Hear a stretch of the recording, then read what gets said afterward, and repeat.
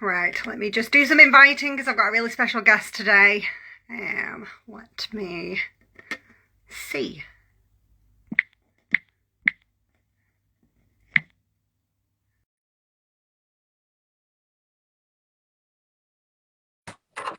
Hello. So I'm joined by a really special guest today, a friend of mine, Ria Rose. She's in the same business as me. She's at the top of the company and absolutely crushes it. You're absolutely amazing, Ria, and thank you so much for spending some time with me today. I massively appreciate it. You're welcome. It's my pleasure. Oh, thank you. So before we get into this, can you tell me and everybody watching a little bit about your story, like how you came to be in network marketing and what your journey's been like so far? Yeah, sure. So my background is in hair and beauty, and I was fortunate enough to own a salon. I was probably about, I don't know, 21, 22, and worked full time, obviously lots of hours. It was manic in the salon all the time. I had staff that worked for me as well. And, that was amazing. The years went by and you get to a certain age and you think, actually, maybe you should start a family. And in 2008, my little boy came along, Levi, and I had every intention of taking it easy, not going back to work in the salon straight away. I had an amazing team who worked for me, and that was the plan, but it didn't work out that way. And had staffing issues and that kind of stuff, and I had to go back to work when Levi was 8 weeks old. And as a mum, you'll probably understand that that was tough, really hard. And it took me, I don't know, it took me a long while to sort of get used to it. It was a massive struggle. It was really hard. But as mums, like we do, we just get on with it. I had girls who were, I was responsible for bringing their income in. I had overheads at the salon, that kind of thing.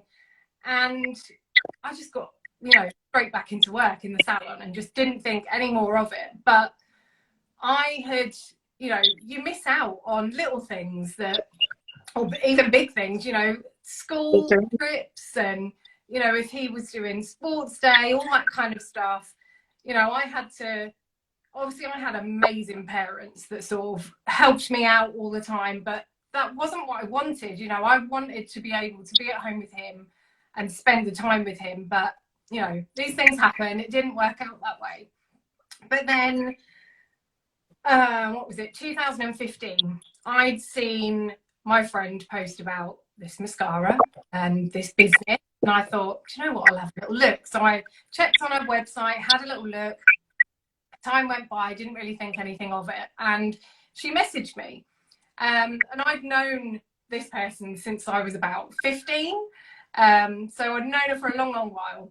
And she messaged me out of the blue and said, I really think you'd be good at this. I really want you to be a part of this with me. And I just thought, do you know what? I have reps that come into the salon with boxes of products, retail, and I'd have to be spending like a good couple of £100 to get it sitting on my shelf.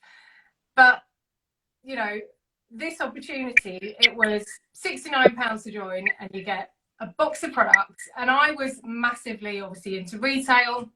I love new products. I love exciting little things. And I just sat there and thought, you know what?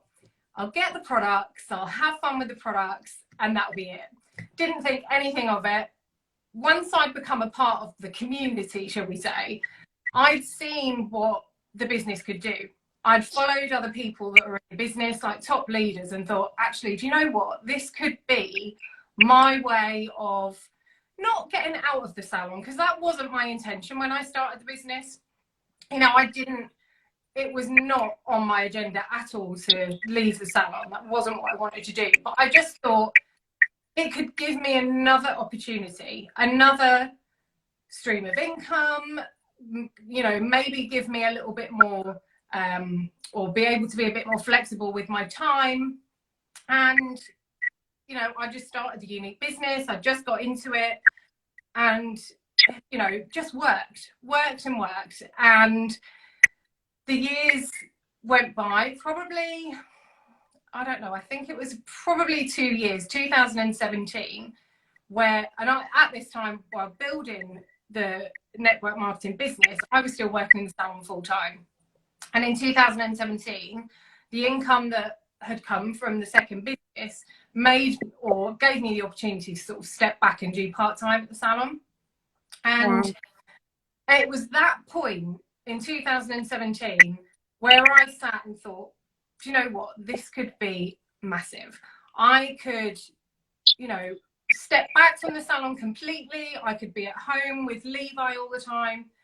At the time, my husband worked shifts and, you know, sometimes had to go work in, you know, abroad. And I thought this actually could be perfect for our little family, to give me that flexibility to work around everything else that was going on in our busy lives.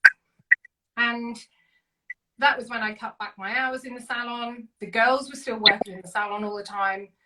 And it, you know, it just gave me that nice life, sort of home work balance, which I never ever had in, you know, my younger years or with the salon. And that's what I love about this business. It just gave me that flexibility. You know, yes, the income was good, but the most important thing to me was time freedom. Having that little bit of time back for me and our family, rather than me having to work 10 hours a day all the time in the salon. I could be at home with Levi. I mean, he's now 14, so most of the time he's in his bedroom anyway, but it still gives that flexibility, and that's what's important to me. And that's, you know, where we're at now. I'm at home full time, and I couldn't think of doing anything else. I really couldn't. You are amazing, Ria. That is such an amazing story. Like, how amazing to get to that point where you've got that time freedom that you craved. Because I know myself, like, it's great to have your parents helping look after your kids, but you're so right. You miss out on so many little things. I remember my mum sending me a video once of my second son taking steps, and I was heartbroken. Yeah, I had exactly the same thing. And that is the hardest thing when you know, love parents, grandparents, they're amazing, but those little steps and those little moments that you just want to be there yourself and experience. And obviously, yes, it's amazing now that we've got mobiles and videos and stuff, but you just want to experience it yourself, don't you? Amazing, amazing. So, Ria, in your journey that you've been on so far, what would you say your biggest challenge has been in your business while you've been building it, and how did you overcome that? So you'll probably smile at this because of what's coming up at the next weekend. But one of my biggest things, and when I joined and started the business, we'd only really been in the UK about 3 months. So we were on like a massive shift, you know, we had lots of hyper growth. And, you know, my team had a lot of hyper growth as well. And we grew really, really quickly. And I sat there and, you know, came into a leadership position, and I'd seen obviously all the leaders when I first joined that really inspired me, and they were public speaking, they were talking at events. You're smiling, she knows why. And I knew for me personally and for my growth in my business and just personal growth that I had to do that. I knew that it would make a difference to me, not just on a business level, but on a personal level as well. I am like a massive introvert. I was always the quiet one at school. So public speaking for me was like a huge deal. And I knew I had to do it. And I just had to push myself into it. The first event that I spoke at, there was probably around about, I don't know, it wasn't massive. There was only like 60, 70 people. I say it wasn't massive, but at the time it was a huge deal, to the point where I was so nervous that I actually crashed my car like 3 days before I had to speak. Everyone was fine. I was okay. I was on my own. But I was so nervous and I had this massive fear. But once I'd done it, oh my God, I felt amazing.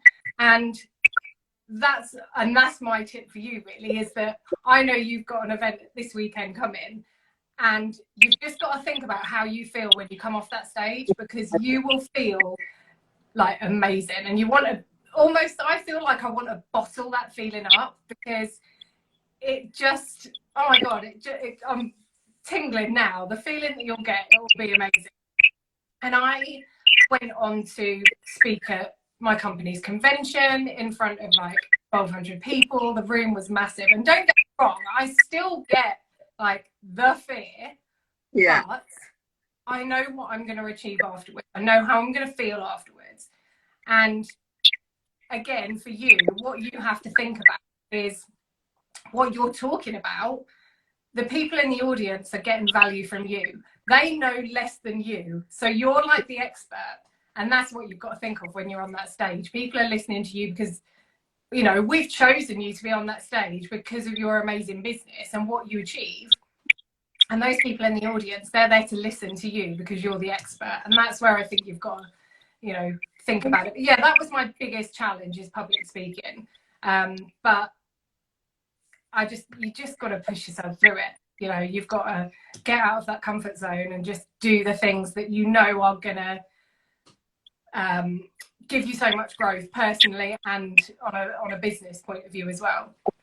Yeah, it's funny you say that. It's like a couple of years ago, I think it was actually at a convention, and one of the things that was said, it was all around fear. There was a session on mindset, and it was all about pushing through the fear. And I just had this realization that if you see the fear as the steps to growth, and Tony Robbins says it all the time as well, doesn't he? Commit yourself to it and then figure it out. So whenever anybody asks me, like when you approached me and said, would you speak? I was like, yes, of course. I'll figure it out later. So yeah, I am now in the place where I'm practicing my presentation in the car in the dark. Like I was waiting for Joe outside Scouts, doing my talk to myself in the car and getting some really strange looks, but I'll be ready. You'll be amazing. Think I've lost the plot, but I'll be ready. I'll be ready. No, and I do appreciate you inviting me, because it does, things that scare you help you grow, don't they? So you've just got to make yourself do it. So yeah, that's me right now. You're right. So what are you the most excited for this year in 2023? What are you most excited for? So just to give a little bit of like context to what I'm excited for, is that over the last few years, people who have, you know, who work in offices, people have had to change their normal way of working. You know, whether if they are office based, they've had to work from home, or they've gone to like hybrid working or hot desking, all that kind of stuff. And I think obviously with like cost of living, all that kind of stuff, people are actively looking for other streams of income. You know, we always know that more streams of income are so much better than just one. It gives you a little bit more security. And, you know, we've got that in a business to offer to people. You know, we've got that opportunity to offer people the flexibility, like what I wanted and have, to be able to work around all their other commitments. You know, and that's what gets me excited. You know, we've got that opportunity to help people out. You know, it is really tough times at the moment. And if we can have something that people can, you know, whether they're going to do it as a hobby, or whether they want to do it as a part-time thing, or make it something like a, you know, a big organization, it's that offer, isn't it, of extra income if they want it, whether it's, you know, sell a few products and have a little bit of income like for the weekend, for those little extras or those little treats. But yeah, that's what excites me. The fact that we've got an opportunity to be able to offer people an alternative, you know, something different, you know, another form of income, you know, and without that mass, you know, yes, we class it as like starting a business, but it doesn't have to be that, you know, it doesn't have to be like a massive business. It can be something that, you know, you do now and again just to earn a few, you know, earn a little bit extra, or make it, you know, a big business. but it's just having that option, isn't it, for people, being able to provide an option, something different. Yeah, definitely. There's more people struggling, I think, now than ever before. People who've got full-time jobs, like before, like years gone by, it was if you had a low income and a part-time job and you just weren't making ends meet. But you find that people who are in full-time jobs are struggling now. And for me, I love that you can do it from home. Like I needed, when I got divorced and I had 2 kids, I needed some extra money, but I didn't want to go out and do more hours because I was already working full time. So that's how I kind of came across it. But yeah, I'm excited. And I think back, and I don't know if I can't remember if I said it when I was talking about my journey, but I did end up selling the business, the salon. And I think now back, if I still had that salon in like 2020, 2021, oh my God, the stress. I can't imagine what people have been going through who have, those sort of retail type businesses, even, pubs and things like that. There's people that have got out of, got out of the habit of going to the pub and actually seeing they've maybe got a little bit extra money in their pocket, but yeah, I think of like salon owners and retail shop owners, that sort of thing. And it's just heartbreaking, It is. Yeah, I mean, they must have got into like quite a difficult situation because you would have been still paying your bills and your rent and everything on the building, wouldn't you, while it was shut? So yeah. This is a completely different way, isn't it, with no costs each month? So, Ria, if you could give one top tip, because I know there'll be lots of ladies watching this on the replay, especially my team, what would be your one sort of tip or piece of advice that you would give to anybody growing the business at the moment? Okay, and for me as well, to be fair, I'm making notes. You probably heard, to be honest, you probably heard me say this before anyway, but my biggest top tip is just don't compare your journey to anyone else's.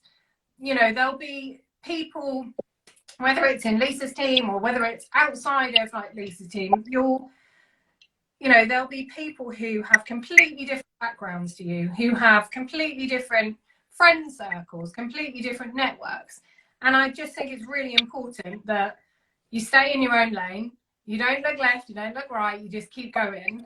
And just don't compare yourself to other people. There'll be people who will think, oh my God, well, she's able to go live every single day. She's able to do this every day. Sometimes it's not possible. And you have to work your business how it fits around you. You've got to be the one, you are the one who's running that business. And you just can't take note of other people. Yes, use other people's journeys to like inspire you. But always remember at the back of your mind that everyone has very different backgrounds. And, I know people are a little happy to show a bit more vulnerability online nowadays, but don't, I lost my train of thought then. I think it is really important that what we see on social media is actually like a highlight reel.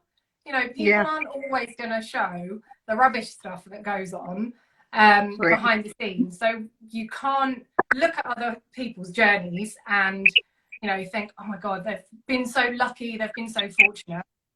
Just stay in your own lane and keep moving forward. And one of the other things that I find is really important when I'm speaking to like my new girls that join is celebrate those small wins.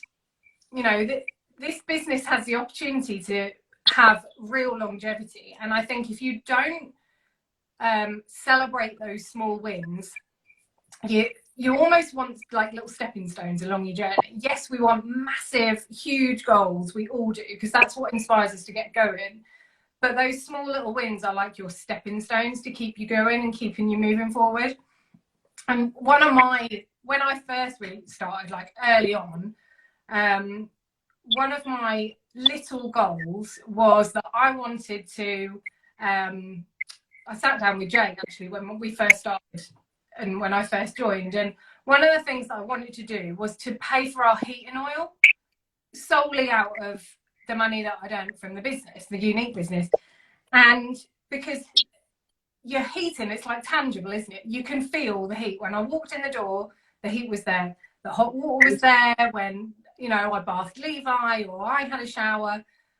But that was like my small win, knowing that I could provide heat and hot water for the family. And that was my little small sort of stepping stone when I first started. So yeah, I think it's really important to have those small steps, but also don't compare your journey and your business to anyone else. Just keep looking forward. I love that, Ria. I think you're absolutely spot on with the stepping stone goals, because I think Yeah. sometimes you're absolutely right. It's brilliant to have those massive goals, but sometimes if all you have is the massive goals, they feel too far away, don't they? And you feel like, oh, if I've not achieved it like within a month, oh. Whereas if you've got smaller things, for me, it was even like things like, you know, when things break in the house and you can replace them. So if I had a fridge, I had a run of things like the washing machine breaking, then the dishwasher, and then, you know, like other little bits. But I was like, I'm going to do that for my business, because then I can see it and I can see that my business has provided replacements in my house, and like that I wouldn't have had before. I might have had to go and borrow it, you know, like borrow some money from somewhere. So yeah, amazing. Yeah, I'm very much a list kind of girl as well. So I love having tons of like goals at the beginning of the year, and some are small, you know, like going to an event, getting books, because I love ticking things off, because I feel like I've smashed something when I've ticked something off my list. Oh, this has been amazing, Rita. I think you're an absolute legend, and I massively appreciate your time. I know you're super busy. I really, really appreciate you coming spending this time with us, and I'm sure everybody in my team will be as well. So thank you so much. You're amazing. Thank you for asking me. It's been great. Yeah. Oh, you are amazing. Thank you so much. Okay, okay, everyone. We'll see you soon. Bye Bye for now. now.